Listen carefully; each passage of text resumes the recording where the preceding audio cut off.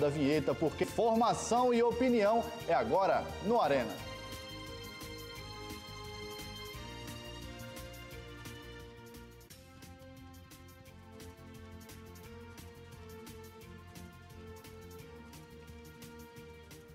E vamos começar o programa de hoje com os melhores momentos de CRB e São Bento. O Galo não conseguiu segurar a vantagem conquistada e acabou ficando no empate. E finalmente, depois de 18 dias, o CRB voltou ao estádio Rei Pelé, dessa vez para enfrentar o São Bento. Quem atacou primeiro foi o time paulista, mas ficou fácil para o Vinícius. O Galo também chegou e só faltava finalizar. Vitor Ramos subiu sozinho, mas cabeceou fraquinho. Na bola parada, o Paulinho deu trabalho para o goleiro do Galo. O Léo Ceará também tentou de falta, mas não direcionou a batida. No escanteio, quase que o Lucas Siqueira faz de cabeça. E agora, olha esse lance. Com uma bela bicicleta, o camisa 9 tentou fazer um golaço. O Wellington Carvalho também teve a chance de abrir o placar. Na segunda etapa, parecia que o CRB ia para cima. E foi. Alisson Farias anotou mais um belo gol com a camisa do Galo.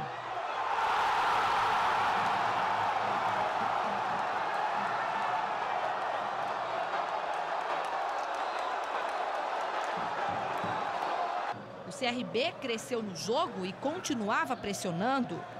Os paulistas tentavam responder, mas o Vinícius fez uma grande defesa. E o Galo até ampliou, só que o árbitro deu saída de bola. O Rodolfo bateu de fora, só que o goleiro regatiano estava ligado. O São Bento aproveitou os espaços e foi buscar o empate. O CRB queria voltar para o jogo, mas a defesa do Bentão não deixava. Ferrugem tentava surpreender de longe. Do meio da rua, o volante acertou o travessão e quase marca para o Galo. Na última tentativa, o Léo Ceará estava impedido. Fim de jogo e mais um tropeço em casa. CRB 1, São Bento também 1. Eu usei tudo que eu poderia, todos os meus artifícios e tudo que eu poderia fazer para tornar a equipe mais ofensiva, a gente poder ter mais bola no campo do adversário, poder ter, com a entrada do Ferrugem, ter mais chute de fora da área e aproveitar melhor as situações de bola parada. E com a entrada do Cariús, trabalhar com um jogo de abafo ali com 2-9, com o Borges abrindo um pouquinho mais pelo lado, o Igor abrindo um pouquinho mais para o outro, Elton com o Ferrugem por dentro, fazendo o jogo de entrelinhas, a gente tentando fazer jogo de cruzamento na área. Só que, nesse momento, a gente não conseguiu construir esse abafa um pouco mais organizado. Até terminamos jogando no campo do adversário, o último lance. A bola sobrou para o Elton dentro da área, em condição de finalização. Teve uma falta do Ferrugem. Algumas situações que a gente, principalmente no acabamento final, o cruzamento do Daniel, o cruzamento do Igor para fora. Então, time já ansioso, perna pesada, final de jogo, o adversário caindo, retardando o tempo todo o jogo. E acabamos amargando um empate que, para nós, pela nossa ambição principalmente, e pela vontade que nós empregamos, a preparação que nós fizemos, acaba sendo um resultado ruim. Rapaz, não deu para o CRB e para o porta-voz do Galo o empate foi um resultado decepcionante. Coloca o Felipe na tela para a gente ver.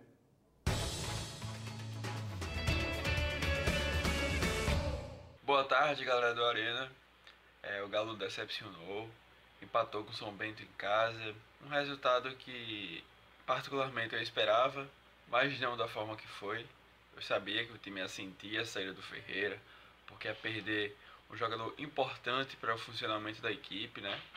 Não é simplesmente um cara que faz apenas uma função, é um jogador essencial para todo o funcionamento de contra-ataque, posição, né? É um jogador que tem qualidade com a bola nos pés, que fazia cruzamentos, invertia bolas, finalizava, entrava na área para finalizar, né? E perdemos esse jogador, chamamos que para colocar o Iago, não deu certo, o Iago se limitava muito a passe curto, né? Tentava o drible, não conseguia. Ele tentou depois botar o Elton fez até a função de um segundo volante, né? O cara era para jogar na ponta direita e na maior parte do tempo estava no meio campo, entre os zagueiros e os volantes do São Bento. Então vai ser difícil achar um jogador parecido com o Ferreira, né? Ele pode até mudar o time, vamos esperar. O CRB empatou, continuando no G4, né? Momentaneamente. Curitiba e Cuiabá vão se enfrentar, não se sabe se o CRB vai continuar ainda. Se houver um empate entre os dois, o CRB continua. Eu gosto muito do Borges, mas eu nunca vi um jogador ser tão horrível em uma característica como ele é nessas disputas de bola pelo alto. Qualquer bola que venha um cruzamento na área e o Borges estiver nela, ele vai perder, né? Então, recuperar isso, tentar vencer o América e continuar no G4. Valeu!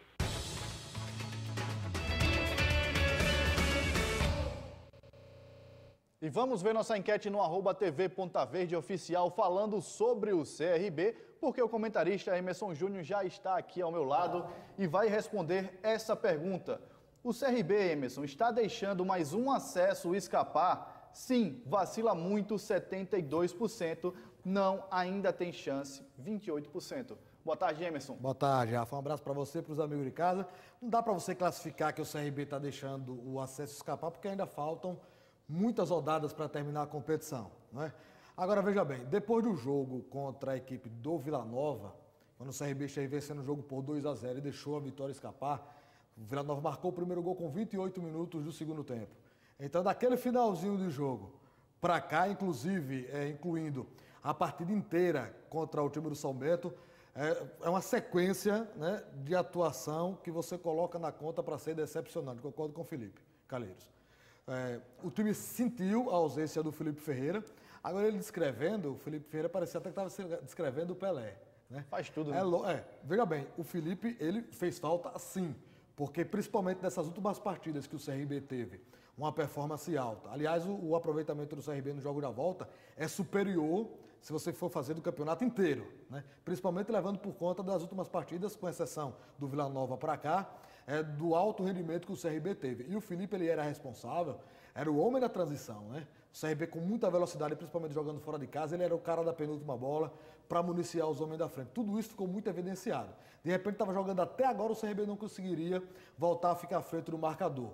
Conseguiu, no primeiro tempo, daquela bicicleta do Léo, o Ceará colocou o goleiro adversário para trabalhar, mas na segunda etapa, inclusive, depois que o São Bento empatou, o CRB teve muita dificuldade para construir jogada ofensiva.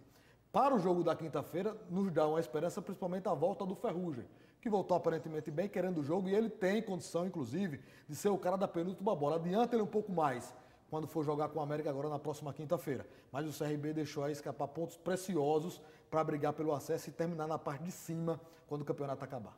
Emerson, então esse resultado você classifica como normal, dá para se recuperar, como é? Não, que dá para se recuperar, dá. O resultado dele foi ruim, né? Sobretudo por você enfrentar uma equipe que está na zona do rebaixamento. Sim, sim. E eu estou sempre fazendo do Vila Nova para cá, porque o status do São Bento dentro da competição é igual ao do Vila Nova. O Vila Nova saiu agora, mas quando jogou com o CRB era o penúltimo colocado. O São Bento começou a rodada como penúltimo colocado. E o CRB deixou escapar pontos com equipes que estão brigando na parte de baixo, na zona do rebaixamento, que não se pode perder. A competição é muito forte. Nessa rodada agora ficou muito claro, deu para dividir os dois grupos. Você tem o Bragantino praticamente com acesso garantido e o Atlético e o Sport muito bem. Tirando esse jogo que vai acontecer ainda do Curitiba contra o Cuiabá, o Sport conseguiu abrir uma gordura ali na terceira posição para o quarto lugar. Agora do quarto até o 11º, a margem é muito pequena, ali está todo mundo muito junto. Então você tem as 7 equipes em potencial para brigar pela última vaga. Show de bola! E no portal op9.com.br, o destaque é a vitória do Náutico sobre o Sampaio Correia, em partida válida pela final do Campeonato Brasileiro da Série C. O Tibum venceu pelo placar de 3-1. Vitor, Camutanga e Jonathan marcaram para os pernambucanos, enquanto o Rony descontou para os maranhenses. As equipes voltam a se enfrentar no próximo domingo, dia 6, às 4 da tarde, no estádio do Castelão, em São Luís. Não tem erro, hein? op9.com.br para mais informações. Emerson, já temos um campeão na Série C? Olha, o time do Náutico colocou a mão na taça, né? Sim. Mas não dá para classificar assim, não. O Sampaio Corrêa jogando em casa é muito forte, né? E pode aprontar. Eu, particularmente, estou torcendo para a Bolívia querida. Show de bola, vamos para um rápido intervalo e na volta a gente vai falar do Azulão. O CSA amargou mais uma derrota em São Paulo e desta vez para o Santos. Não sai daí. CSA que sofreu uma nova derrota no Campeonato Brasileiro, desta vez para o Santos. Após 2 jogos em São Paulo, o Azulão volta para Maceió sem nenhum ponto na bagagem. O CSA foi até a Vila Belmiro enfrentar o Santos e o time da casa começou pressionando. Jonathan Gomes tentou pelo lado azulino, mas o Peixe dava trabalho ao Jordi. Carlinhos também tentou de longe. O Naldo meteu a mão na bola e o juiz marcou pênalti para o Santos. Na cobrança, bola de um lado, goleiro para o outro. Sanches abriu o placar. E o alvinegro não tirou o pé. O uruguaio queria mais. Agressivos, o Santos pressionava. E na jogada aérea, Eduardo Sacha ampliou para o Peixe.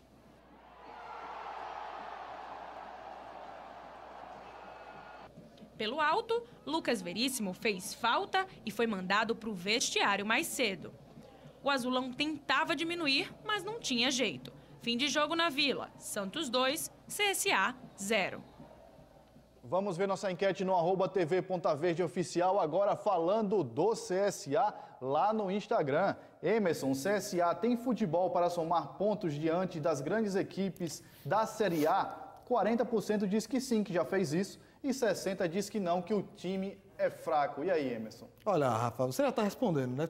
Tem condição porque já fez isso ao longo da competição. No jogo de ontem, e eu fiz, depois do jogo, coloquei na rede social, o CSA fez uma atuação com modo de segurança ligado, muito principalmente para evitar que tomasse uma outra goleada, como aconteceu com o time do Palmeiras. Se você for colocar na balança, principalmente característica do poder de fogo no comando do ataque dos adversários, tanto do Palmeiras como o Santos, eles priorizam as laterais do campo com muita velocidade.